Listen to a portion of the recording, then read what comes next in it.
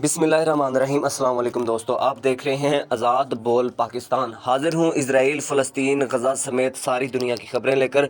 नाज़रीन, सबसे पहले सोर्सेस से ये बात पता चली है कि जो डेलीगेशन इसराइल ने भेजा था कतर में, यानी कि मुज़ाकरात करने के लिए हमास के साथ जंग बंदी की डील को लेकर 60 दिन की जंग बंदी होनी थी गज़ा और इसराइल की, हमास और इसराइल के दरमियान। इस पहली मुलाकात हुई है इस डेलीगेशन की हमास की जो लीडरशिप है उसके साथ। अब इस डेलीगेशन का कोई फ़ायदा नहीं हुआ, मतलब कि बताया ये जा रहा है कि मुलाकात जो है वो उसका कुछ फ़ायदा नहीं हुआ, मतलब कि जो असल इख्तियारात हैं वो नेतन्याहू के पास हैं। ये डेलीगेशन सिर्फ एक डमी था जो कि सिर्फ चला गया है, लेकिन इस मुलाकात का कोई फ़ायदा नहीं हुआ। अभी अभी 7 जुलाई को ट्रंप का ये बयान आया है जिसमें इसने कहा है कि गज़ा की जो डील है जंग बंदी की वो 1 हफ़्ते के अंदर अंदर हो सकती है। दोस्तों, तो यहाँ पर 2 बातें हैं। पहली तो ये कि यहाँ पर लिखा है कि होस्टेज जो हैं इसराइल के, जो हमास की कैद में हैं, उनके लिए एक अच्छा चांस है, ट्रंप ने ये कहा है। नंबर 1 पर ये बात थी, और नंबर 2 दूसरी ये बात थी कि ये जो नाजायज़ बाप का बेटा ट्रंप है, ये बार बार सिर्फ कह रहा है होस्टेज डील।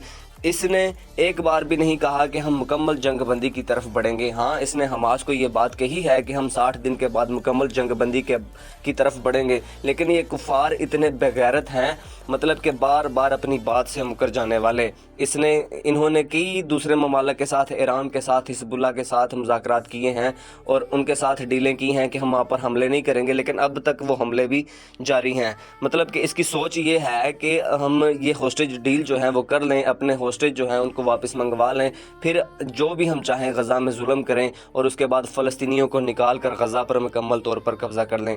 दूसरी खबर देखें, जहाँ पे जंग बंदी की खबरें तो चल रही हैं, लेकिन ये पिछली यानी कि 6 जून से लेकर आज 7 जून तक तकरीबन 82 लोगों को शहीद कर दिया है इसराइल की आर्मी ने।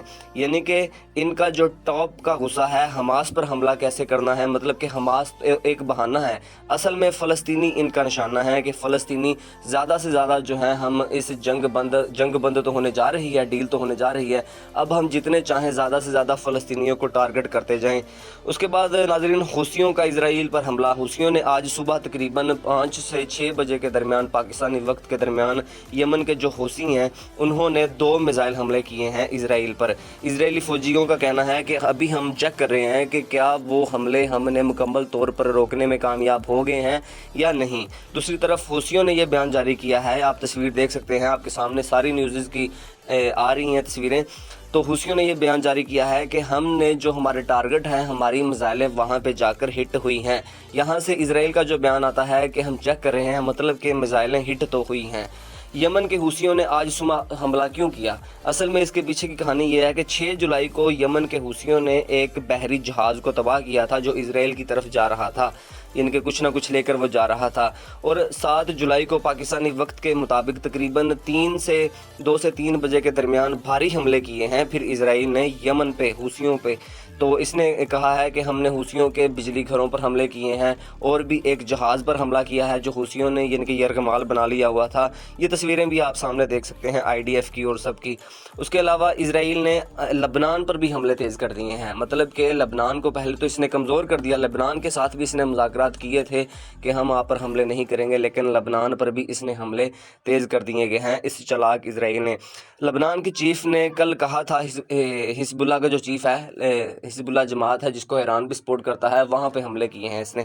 तो उसने कल कहा था चीफ साहब ने कि हम अपना असला नहीं छोड़ेंगे, मतलब कि इसराइल और अमेरिका जो है वो लबनान को बार बार कह रहा है, हिजबुल्लाह को बार बार कह रहा है कि आप अपने हथियार छोड़ दें, हम आप पर हमले बंद कर देंगे।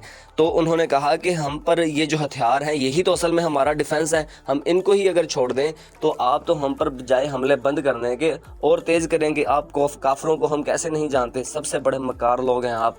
तो अब तक की न्यूज़ ये है नाजरीन। थैंक्स फॉर वाचिंग, अल्लाह हाफिज़। और एंड पे मेरी आपसे रिक्वेस्ट है कि आज़ाद बोल पाकिस्तान के नाम से मेरा यूट्यूब पे चैनल है, उसे भी ज़रूर सब्सक्राइब कीजिएगा। थैंक्स फॉर वाचिंग, अल्लाह हाफिज़।